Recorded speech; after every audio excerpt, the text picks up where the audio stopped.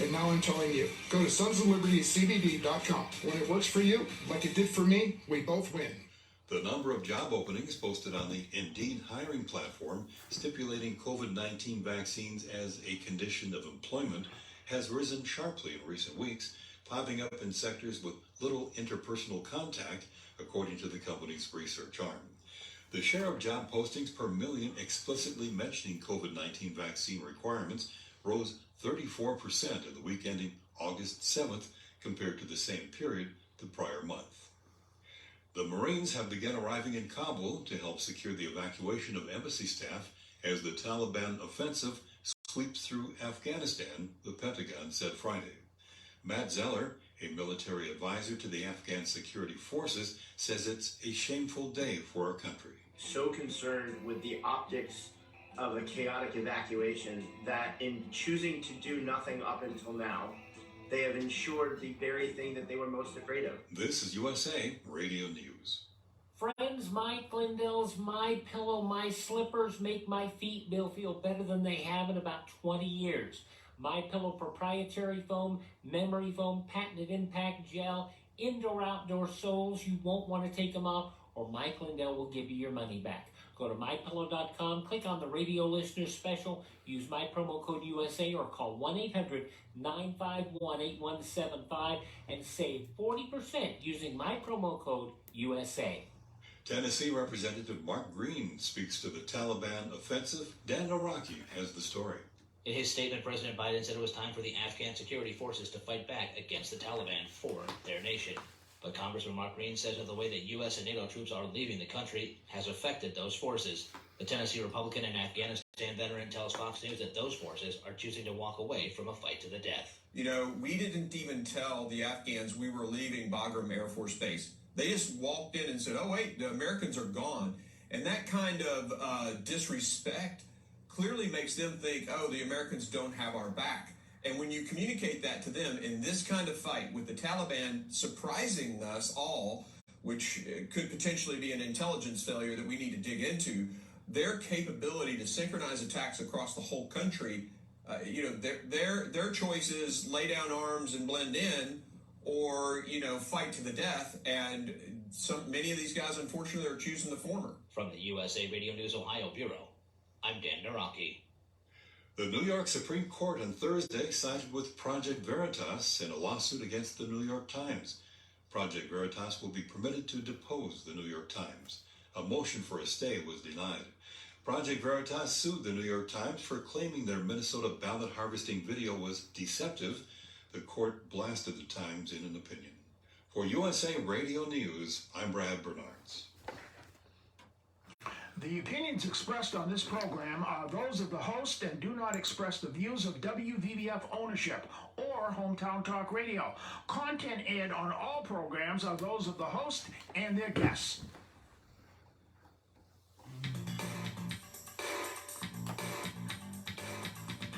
Hey, Joey, what's happening? I mean, what's happening in Middleborough and surrounding towns? It's time for the Middleborough Week in Review with your host, Joey Driscoll. Stay tuned for news, Middleborough News, here on AM 1530 WVBF. Hey, Joey, what's happening?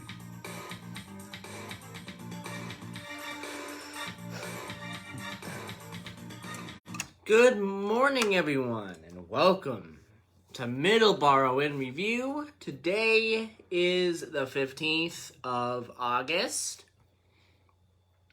and we're back here on Middleborough in Review for another week of great talk about Middleborough and surrounding towns, and a little bit of talk about something else today.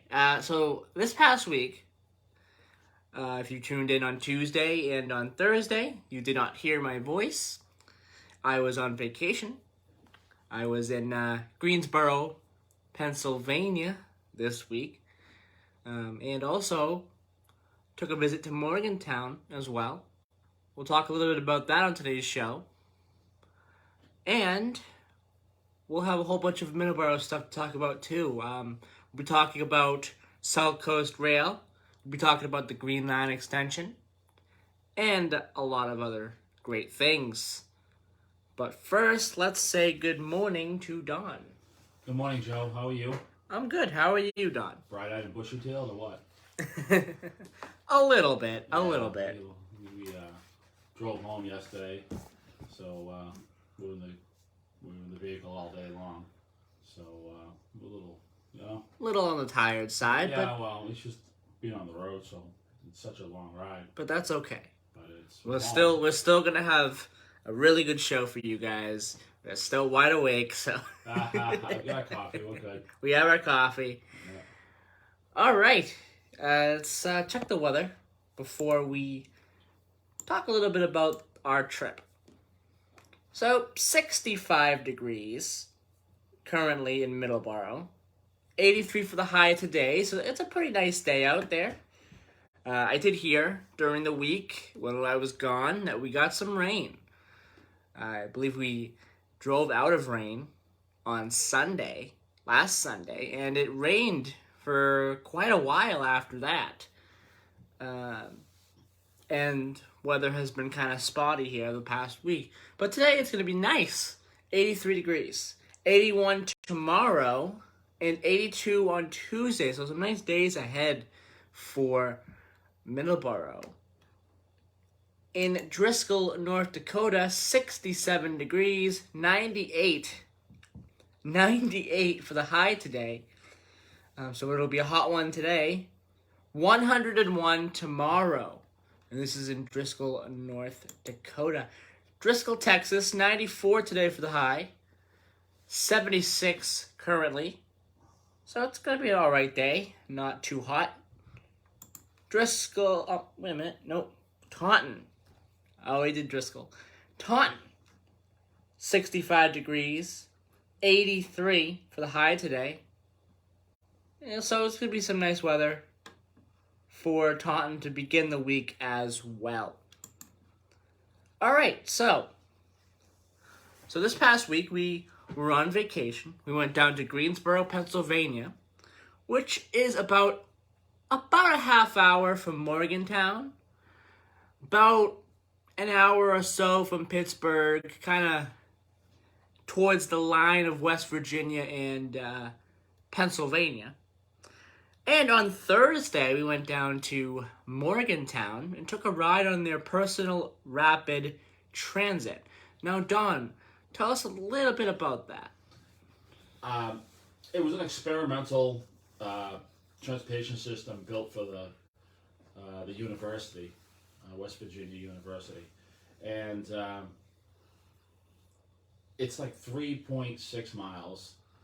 And it's like a personal you're right. PRT means personal rapid transit, and what they are little cars, little rail cars, but they're not on rail. They run on rubber tires and cement tracks, and they have magnets on the sides that run them.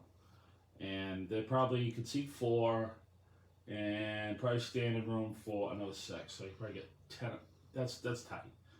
So these vehicles, say we went to the medical center, right?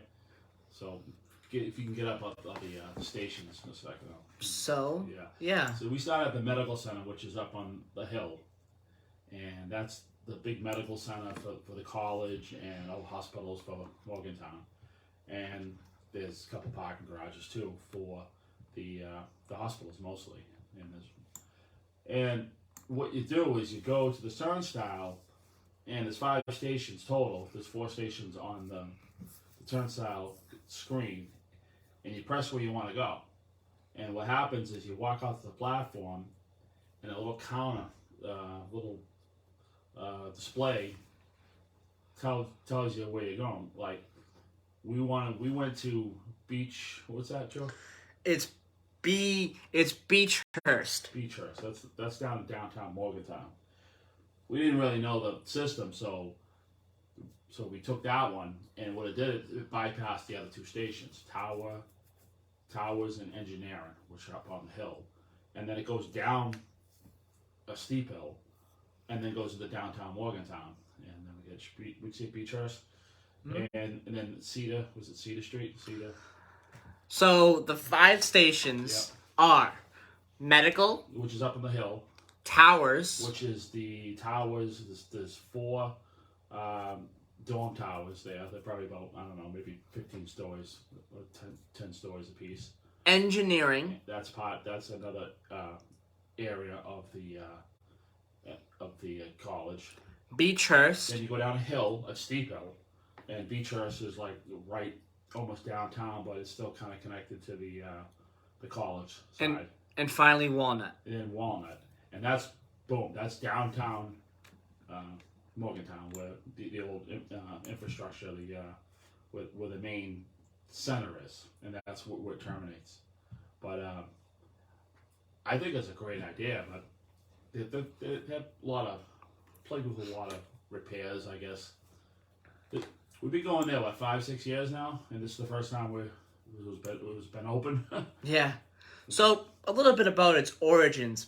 In the late 60s, Sammy Elias, who led WVU's, which is West Virginia University, Industrial Engineering Department, learned of experiments with PRT in the United States. After the HUD reports were published, a minor PRT craze was being set off by a combination of federal funding and estimates that showed a PRT system would be far less expensive to build and install than any other form of mass transit. Elias felt a PRT would be a perfect solution to the traffic problems in the city. Gathering support from West Virginia University and the city of Morgantown and West Virginia's congressional delegation, Elias arranged a $50,000 development grant from the Urban Mass Transportation Administration for a comparative study of 3 PRT systems, and some of them there's going to be 3 of them here. I can't really pronounce the names, but there is 3 here that they had a comprehensive study of. Political pressure by Senator Robert Byrd led Secretary John Volpe of the then new United States Department of Transportation to propose that Morgantown be used as an experimental site for PRT development. And President at the time, Richard Nixon, had expressed strong support of the PRT concept. And Volpe was trying to arrange to have an experimental system well underway before the next presidential election, which took place in 1972. It opened in 1975. All right, so that's a little bit about its origins. You can go on YouTube or go online and read about it. It's really fascinating. It's like a little go-kart track. That's what it reminds me of. And the cars, can't call them real cars, we'll just call them PRTs. The cars are in the size of a Volkswagen. Yeah, the cars are in the color of the West Virginia University colors. Yep. As well, so imagine what the West Virginia University colors would look like, and imagine that on like a small little rail car. But that's what it is. In the wintertime, it's terrible. That the way that Morgantown is set up, it's gridlock. It is absolutely gridlock, and the road, and it's all hills. So picture San Francisco, but I think more of a mild sense. But half the college is up on the hill, and that's a good 1.5 miles. People can't be walking up there, and then buses are spinning their wheels in the snow. So this is ideal. I just wish more transportation leaders would look at something like that and try to picture that as far as anything. Like something like that, in my opinion, around the Children's Hospital, Brigham and Women, Longwood Medical Center would be ideal. Yes. It would be ideal. Yes. Just to have something like that from hospital to hospital, and then have a line go to the T stations, a couple T stations, and just drop them off. Right now, I mean, we've gone to Children's Hospital, right? We're talking Heath Street, trolley, and then walk across into, I believe it's, I'm not sure the name of this, but you cross to the Brookline, and that's the Riverside branch. Yep. But it's a long walk. It is. It really It is. is. And then you got the buses. I mean, they run, special bus routes through there. They call them crosstown or whatever, but nothing beats like a rail system. That'd be ideal. To have something like that in the Long Wharf. It's something for a smaller situation. It's not a major, but I mean, even if you go to the airports, even those monorails that they have at the airports, Orlando, Tampa, that's all you really need. Something like that, little people movers to get people around from campus to campus, and these are all outside campuses of West Virginia University. So, and it ends at the hospital. At the top of the hill is the hospital. That's where it terminates. Yeah. And that's where the two big parking garages are. That's where there's a cancer institute. There's all sorts of medical facilities up top of the hill. So if you even lived in Morgantown and you want to go to work, you just jump on that thing and you're there in 6 minutes. Yeah. I mean, the craziest, snowiest day. But I remember a few years ago, I was plagued with mechanical problems. But we lucked out. We got to take a ride on Thursday. It was nice. We went to got some lunch at this little place downtown Morgantown, and walked around the downtown area. So it was fun. But that was something that really impressed me, even though it's 3.6 miles only. Yeah. But it's a steep hill. So that 3.6 miles is like 80 miles if you had to walk it. Yes. Yeah. It's a lot. Yeah. It's a lot. All right, 7:21 a.m. We're going to take a quick break here in just a second. Ways to listen to us. You can look up the Audio Now number, 605-562-7958. Search up on Google WVBF, and you'll find ways to listen to us online. On YouTube, you can listen to this show in particular by searching YouTube and searching Middleborough in Review on YouTube, and you'll find our shows. And on Facebook, you'll find our Facebook group, Middleborough in Review, as well. We'll have all sorts of, stuff on there, and, shows and things like that. All right, 7:21 a.m. We'll be right back. You will listen to WVBF 1530 AM 99.7 FM.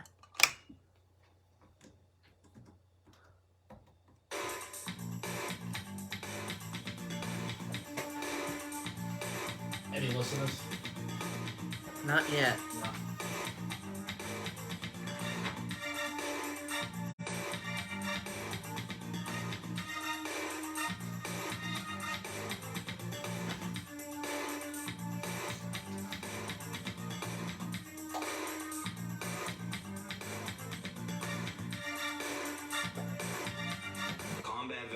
Motorcycle Association. Let me get It's an association of combat veterans from all Let me get branches my of the public United States announcements Armed up here. Forces who ride motorcycles as a hobby. Our mission is to support those who have defended our Summer country fun and runs. freedoms. Yes. Our focus is to help veteran care facilities Food provide pantry, warm yes. meals, clothing, shelter, and guidance, or simply to say thank you and welcome home. We have members from nearly all 50 states and living abroad. Many members continue to serve in our armed forces, with several serving in combat areas now. We sponsor and or participate in many motorcycle-related charity events each year, and as a nonprofit organization, donate to various veteran care facilities and veteran charities. To learn more about the Combat Veteran Motorcycle Association and how you can join or support, please Bud visit Drive, yeah. CVMA2.org. 9223. Hi, this is Jim Larkin. Hope you can join me every Sunday from noon to 2 o'clock here on WBBF, the sounds of the Emerald Isle. We'll have some great Irish music, some folk, traditional, country, and contemporary, and sometimes some live singers in the studio. And to make you laugh, some Irish comedy. That's Sundays from noon to 2 right here on WVBF, 1530 Taunton, Middleborough, and on the internet at hometowntalkradio.com. Hi, this is Ray Brown, inviting you to tune in to Talkin' Birds, a show about wild birds, birding, and conservation, right here on WVBF, broadcasting from the Taunton Federal Credit Union studios at 14 Church Green. Join us for informative interviews and fun information about birds and birding. It's Talkin' Birds, Saturday mornings at 8 and Sunday mornings at 9, here on WVBF, AM 1530 and 99.7 FM. Spark Street Auto Body, located at 48 Spark Street in Brockton, Massachusetts, offers the highest quality collision repair and complete auto service for your car. They are a direct repair shop for all major insurance companies. You can reach them at 508-583-1495. They are open Monday through Thursday, 8 to 5, and 8 to 4 on Fridays. Call them today. You will not be disappointed. 508-583-1495.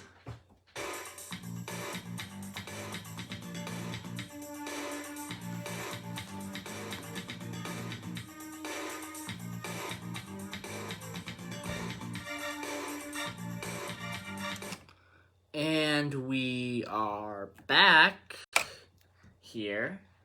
It is 7:25 a.m. currently. And, yes, so as you heard during the commercial break, we have two great shows that air here on Sundays. We have a whole lot of great shows that air here on Sundays. After us will be the Rosary at 8:30. I mean, not after us.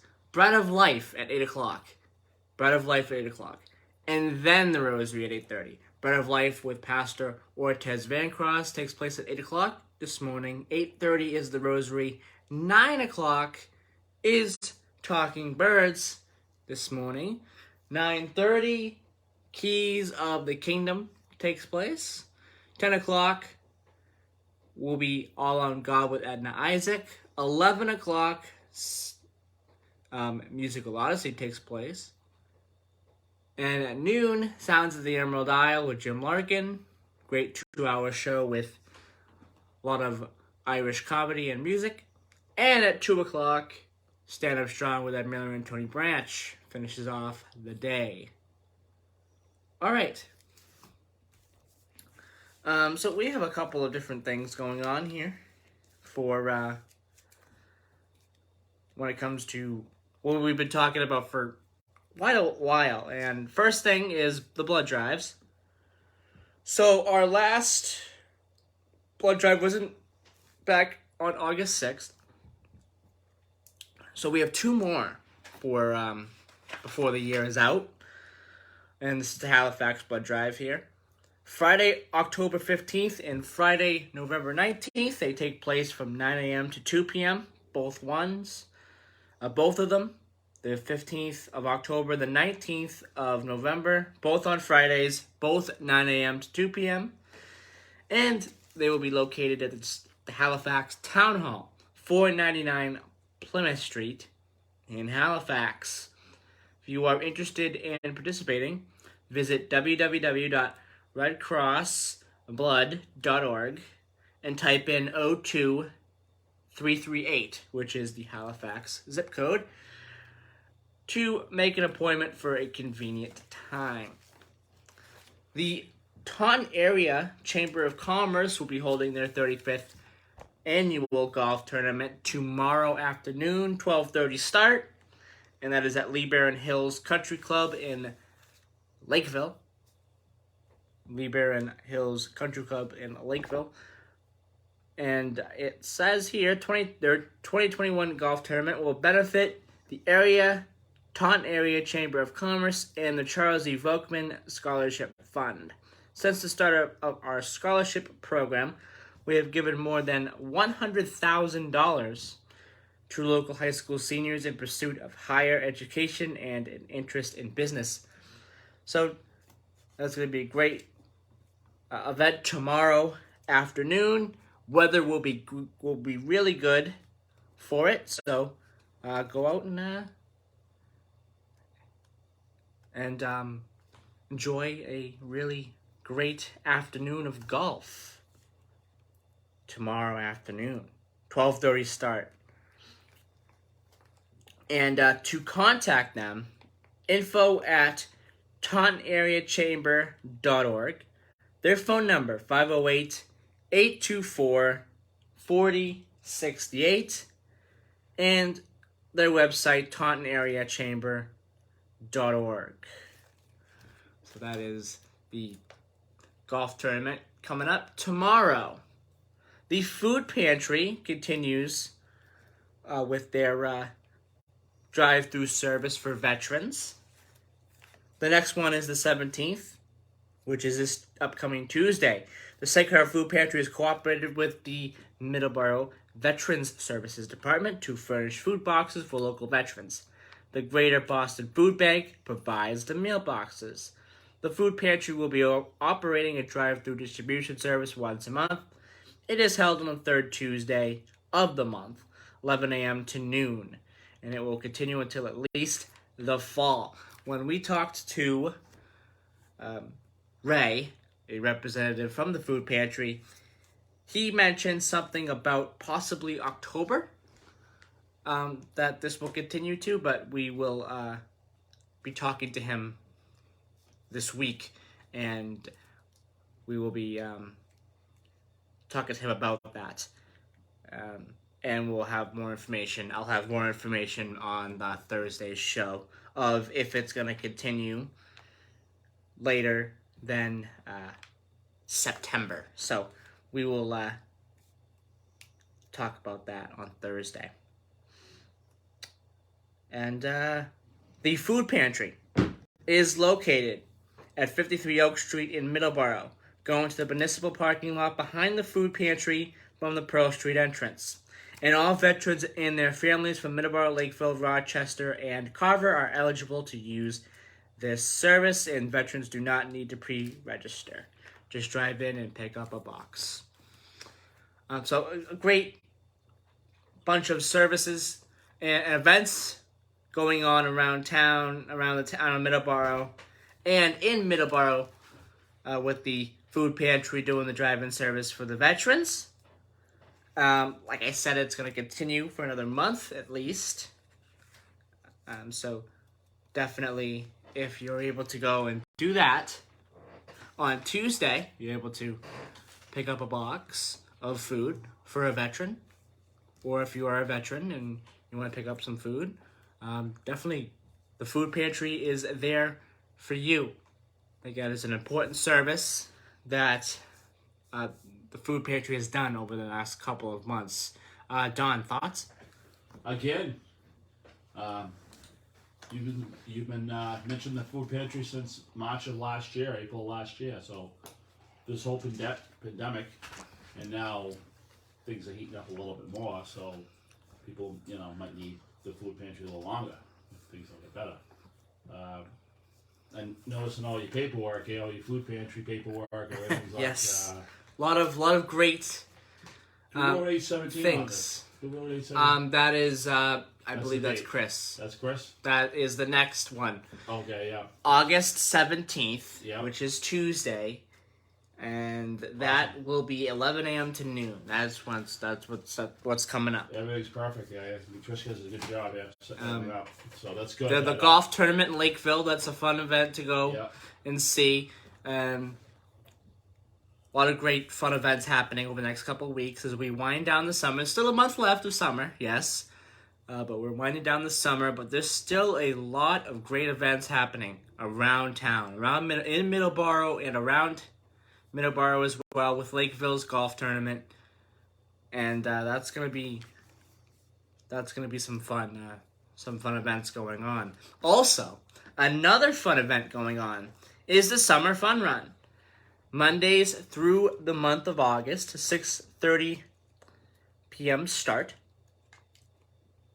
Sign up at Raynham Park and Rec parking lot. and that's 2254 King Philip Street, just off of Route 104, South Main Street. $2 weekly fee, no checks or credit cards. It is a 3.3-mile loop, sidewalks and breakdown lane, mostly flat. There is one slight hill. Mile splits and turns are marked. Official times are posted at racewire.com. Info on Facebook and colonialrunners.org. Sponsored by the Colonial Runners Club. So a couple more weeks, couple more Mondays here for the summer fun runs. So it's tomorrow, the 23rd, and 30th. So 3 more summer fun runs. So if you're able to go and do that, it's a great event, a great thing to do. A great way to spend your Monday evening is, go out and have a little run, a quick little 3.3 mile run. Or walk. Or walk. Yes, exactly. A run or a walk. You don't have to run. You can walk. No pressure. No pressure like there. Jim DuPont says, no pressure. No pressure. Right. And on Tuesdays, usually Tony talks about some of the results from the summer fun run as well. Who finished, what position and everything. Tony usually talks a little bit about that too. So so a couple more weeks for the summer fun runs, and that is a definite go-to if you want to do that. I think that is a very good event to go and do. So on Thursday, we were tuning into Middleborough Matters, Jim DuPont. Yes. Place. And he started the show out with, with a shout out to you. Yes, he did. And as a parent, hearing a co-worker go on live radio and talking about the person he's filling in for with high, not say praise, but, with respect and respect of who you are and what you do for the station and how important you are, made me feel good as a parent. Here we go, this father and son thing, but First off, I want to thank Jim DuPont for filling in for me on Thursday with Middleborough Matters. He had a great guest on. He had a really great guest on. Kevin Cook, I believe his name was. Not 100% certain, but he had a really good guest. Really, really good guest on. And we even listened to it in West Virginia? I was listening to quite a bit of it, yes. Yeah. It was really good. It was really good, really good show. I want to thank Jim DuPont for filling in for me on Thursday, and I also want to thank Tony for filling in for me on Tuesday with the Veterans Show. I know it was Tony and Michaela on Tuesday. But they were Will back Corey. They were back and forth. Yep, though. Will Corey was off Yep. on that day too, and They were back and forth. they were back and forth. Really great conversation, and really fun show to listen to. I listened to the entire thing. So you got the best filling in for you. So thank you to Tony, and thank you to Jim DuPont for filling in for me during the week. This week. All right, it is 7:37. Let's quickly do a quick little update on what's going on in Middleborough with some events before we take a break. So there is 2 events coming up at the patio at the Alley Theater. The first one, August 21st. The Voice star Kirsten Merlin is coming to the patio. That is coming up August 21st. She has worked with a lot of different people. Shakira, I believe, was one of them. So there's a lot of great people who she's worked with. Tickets are $30 per person. The bartending service of New England will begin serving starting at 6 p.m. with the music starting at 6:30 p.m. The Alley Theater is located at 133 Center Street in Middleborough. You can email bertwoodschool@aol.com for tickets. Weather permitting, this event is outside and will move inside if it rains. So The Voice, Kirsten Merlin, the 21st of August. And American Idol's Sawyer Auger will be coming to the Alley Theater, the patio at the Alley Theater, Thursday, August 26th. Sawyer is a vocalist and guitarist, playing venues throughout Southern California with unique mix of soul and pop and classic rock, coupled with a one-of-a-kind voice. Sawyer ignites audiences wherever he goes. Through his music and his stories, he openly discusses the stigma of mental illness, and through this, it brings people together and lets them know they are not alone. These shows, there are 2 shows for this. The shows are at 6 p.m. and 8 p.m. The bartending service of New England will provide drinks. Again, you can email bertwoodschool@aol.com for tickets for this event, and tickets for this event are $25 per person. All right. So, it is 7:40. We are going to take a quick commercial break, and we will be right back here on Middleborough in Review for August 15th, 2021.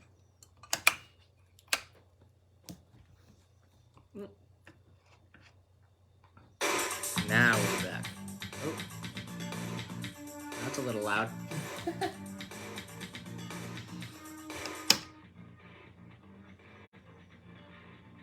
Okay, still good. We're still good there. Okay, 081. TJ Driscoll Construction, specializing in septic repair, new Let me see system what we got installations, here. and all Title V needs. Excavation and retaining walls are their specialty. They Saturday, service all August of 14th, so Cornwall that is and the South Coast. To contact that is them, call not 508 useful 735 anymore. 7966 or email tjdiggs@gmail.com. You will not be disappointed. 131, enter. The COVID-19 vaccines can be our chance to get 163. back to our plans, Bingo, got it. who we are, what we miss, to get back to each other, to life. But it's okay to have questions, like, how were the vaccines tested? In rigorous clinical trials, among adults Okay, with so diverse backgrounds, last segment, can the vaccine South Coast be Rail prevented? update You cannot get COVID and Green Line vaccine. extension talk. Why should I get vaccinated? Protecting yourself also helps protect the people around you.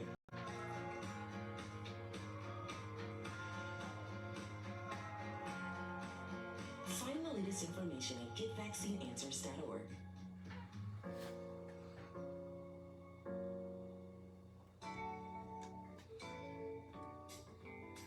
St. Vincent de Paul of So that's Dad. Middleborough serves The Green Line towns of extension, that's supposed to be done this year. Rochester. They said so, yeah. Base of The end of the year. operations is in the Okay. lower level of the parish hall on Oak Street.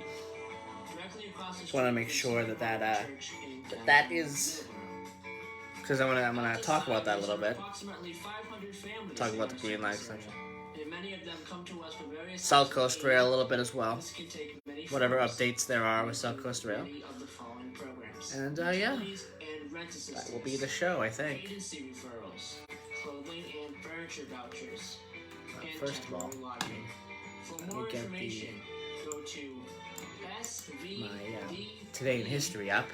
Middleborough.org. May the good Lord bless you and keep you safe. Combat veterans Oh, I still have that Association. I still have that Munson MA Veterans from all little spiel that I branches of the have. United States Armed What's that? Forces. We're talking about, doing once a week, talking about towns around Massachusetts. and you wanted to do Munson first. Monson. Yeah. I still have that. I have that spiel. Where? On my Google Documents. Really? Yeah, I still have that. Talk about it. You want to talk about it? Can we do it next week? It's up to you. Yeah, we can do it next week. We can do it next week. We'll start that next week. We'll do one every week. We'll start. I'll announce it. I'll announce Yeah, it. but you can't forget to do it, though. I will do it. Yeah. I will do it. I'll remember to do it. I'll I'll write myself a note if I have to. I'll do it. You think a nap for the rest of the show? Or is it- I know it is. I'm tired today too, but 15 more minutes and then I can kind of relax a little bit.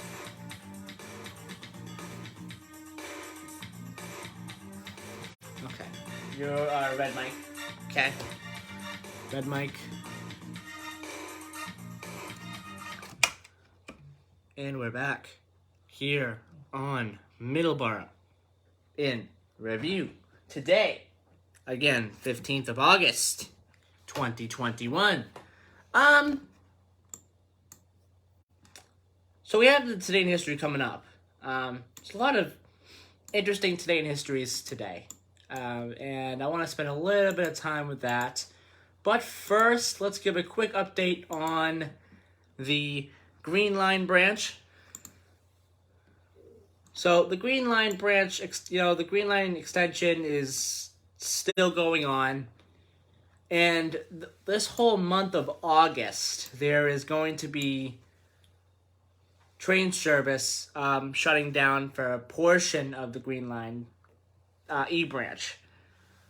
So beginning on August 2nd through the 29th, so 2 more weeks, crews will work around the clock to replace tracks, including ties and rail, between South Huntington Avenue and a couple of other places.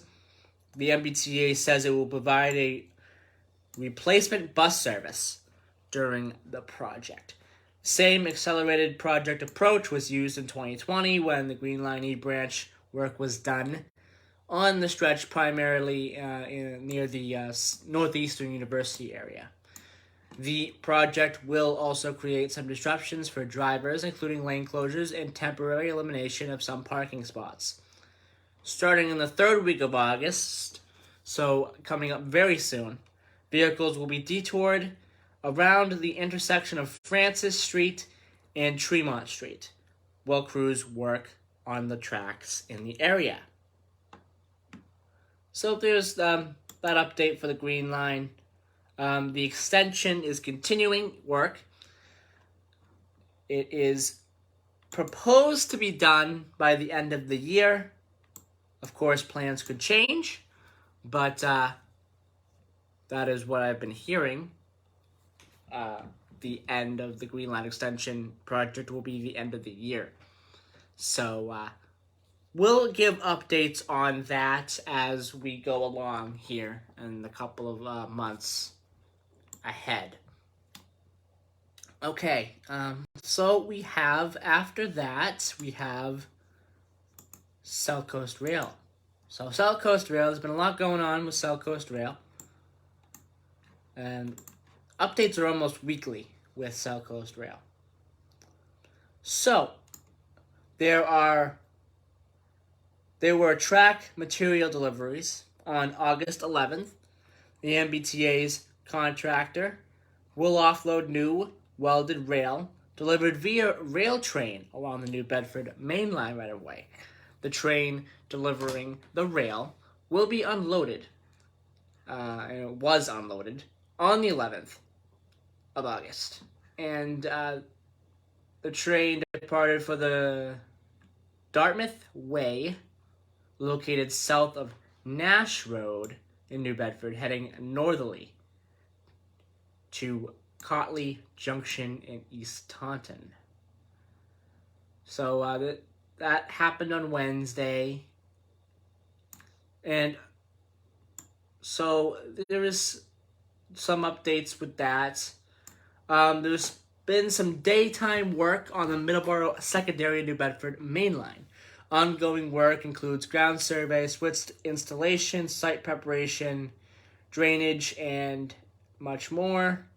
And that is occurring at the station and layover sites along the railroad right of way from Middleborough to New Bedford. So that's continuing to happen. Detour for culvert work happened last week at Pedalford Street. Pedalford, yep. Yeah. Street in that is in Berkeley, and that is between Anthony and Myrick Street in Berkeley, and that was closed all week. And there was some culvert work down there last week, and there was detour. There will be detours this upcoming week. Detour and 24-hour day work at Middleborough Ave Railroad Crossing in Taunton. Middleborough Ave in Taunton will be closed to all vehicle and pedestrian traffic beginning on Friday, August 20th at 6 a.m., continuously through the reopening on Monday, August 23rd at 7 a.m. All traffic will be routed to Stevens Street via Pine Hill Street. Police details will allow local traffic access only on Middleborough Ave. And daytime work on the Fall River secondary line. The contractor will continue to perform ground survey, utilities, clear trees, and, etc. Things like that. Additionally, concrete platform work is ongoing at the Fall River Depot and Freetown Station sites. As part of the Fall River Depot construction, the station construction, the contractor continues to perform work on the Pierce Street Railroad Bridge in Fall River. And as of June 22nd, Pierce Street is closed to through traffic, Duval Street and Dyer Street. That's between those two streets there. No updates on when that's going to reopen. I don't have an update there. All right, so that is the update for South Coast Rail for this week, the 15th of August. So there's some work coming up in Taunton next, pretty much at the end of the week. So yeah, so little things going on in South Coast Rail. So Don, what are your thoughts about that update? They're getting it done anyway, right? Yeah, they're continuing to do work. Taunton will be seeing some work this weekend. What was that, Middleborough Ave? This upcoming weekend. We said that, Middleborough Ave? Middleborough Ave. Okay, well, that's good to know because I think a lot of people are going to be, it's closed for a week, right? Yeah. Closed for the weekend. Oh, weekend, okay. Yeah, may allow local traffic. Okay. As well in you there. kind of have to. Yeah. Because business and residents down there, they have, you have to. But, well, it's good. We'll see, what happens when they open it up. Yep. Hopefully more than 5 people will ride it. All right. Today in history. Let's do it a little early because we have a lot. All right. 1057. King Macbeth is killed at the Battle of Lampahanian, and that was 1057, the year 1057, August 15th, 1057, and Macbeth, about 500 or so years later, there was a story about Macbeth by William Shakespeare, the story of Macbeth, as well. So that is where it really comes from, the story of Macbeth. During King Macbeth's lifetime, there, right around the 1050s or so. All right, 1944, World War II. The second landing of Allied troops in France, this time in southern France. Operation Dragoon takes place August 15th, 1944. Operation Dragoon. I don't hear it talked about as much as D-Day, of course, but Operation Dragoon is still a very important battle in the war. 1965, the Beatles play to nearly 60,000 fans at Shea Stadium in New York City, an event later regarded as the birth of stadium rock. 1969, the Woodstock Music and Art Festival opens in upstate New York, featuring some of the top rock musicians of the era. So, Jimi Hendrix, Don, who else was at Woodstock 69? Jimi Hendrix, The Who, so many artists. Yeah. Arlo Guthrie. Everyone. Sly and the Family Stone. Yeah. Richie Havens opened it. I'll tell you a story about Richie Havens when he opened it. He was the first one to go on. Yeah. And no one got there because the traffic was terrible, and a lot of these bands and musicians had to get helicoptered in. Yeah. So he played for like 3 hours. He was running out of material. And he just kept going. They're like, just keep playing. We're waiting for the new guy. We're waiting to do. Sean Arnott played. Okay. Country Joe McDonald, I think his name is. Yeah, it was a lot of people. And Jimi Hendrix, pretty much, it was The Who. And some other bands that I'm missing, too. Mm-hmm. But Arlo was there, Arlo Guthrie. And we got the phones going, Joey? Let's see something. Oh, yes, we do have the phones going. So let me get that up. Good morning. You're on Middleborough in Review. No? No? No? No. I don't hear anything. Okay. Okay, that's fine. You don't see him blink on your side? I didn't notice it, no. Oh, okay. All right. Sometimes I don't notice it because I'm looking over here. Tell everyone you don't notice it. That's good. Well, I was looking over here. I was getting something up for my Today in History, so I didn't notice over here. So. Yeah, I noticed. I noticed. Thank you for noticing. Thank you for noticing. What do I know? Okay, Today in History, birthdays. John Metcalf, our first birthday, August 15th, 1717. He was the first professional road builder to emerge during the Industrial Revolution. Blind from the age of 6, Metcalf had an eventful life, which was documented by his own account just before his death. He was an accomplished diver, swimmer, card player, and fiddler, but was better known for the period around 1765 and 1792, where he built about 180 miles of turnpike road, mainly in the north of England, and as such, he became known as one of the fathers of the modern road. His work on the roads in the north has been commemorated a lot. There's a statue in his hometown, at the center of his hometown, and a part of A658 was named the John Metcalf Way.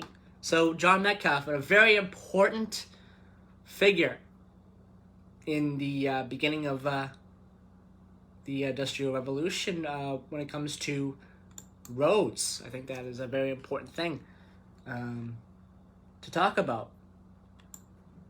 Don, your thoughts on John Metcalf? Well, all the early turnpikes that were built in the United States in the 1800s was probably, from him, probably. Mm-hmm. We had turnpikes that were pretty much in the Northeast anyway, for the horse and buggy or whatever. coach. You know, he was one of the most important Right. figures for that. Right. For sure. Yeah. Yes. The right away. Absolutely. And it's funny too. We talk about turnpikes. We drove on the Pennsylvania Turnpike. Hmm. They say it's the most expensive turnpike in the country. Yep. Okay. I thought I saw $112 to go from Philadelphia to Pittsburgh. I guess that's if you pay by plate. Mm-hmm. But I don't know if I was reading that right. I don't know. I have to go back and check it out originally. But I don't know. I paid by plate, so. Yeah. All right. Let's see what the bill says. All right. 1769. Napoleon Bonaparte, French general and emperor. 1912. Julia Child, American chef and author. Great chef. She did a lot of things, a lot of TV shows. She was very popular. On PBS. On PBS. Yes, very popular on PBS.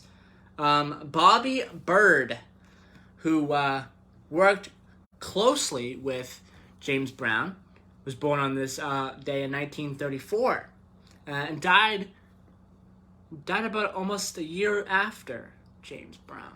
In 2007. James Brown died on Christmas Day in 2006, I believe.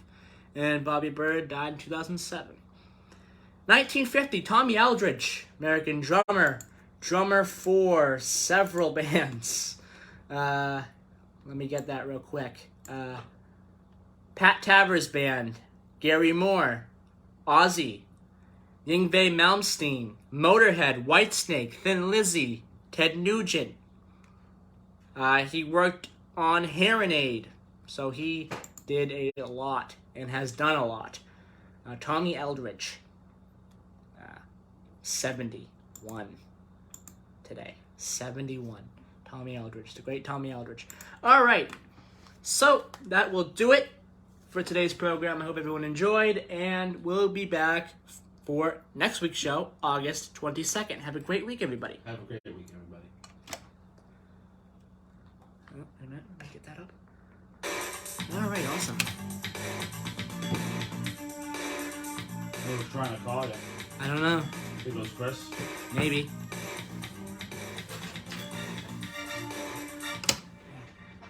That's fine. That's good. That's up. Okay. So Woodstock was. Bye, everybody. Woodstock was 50.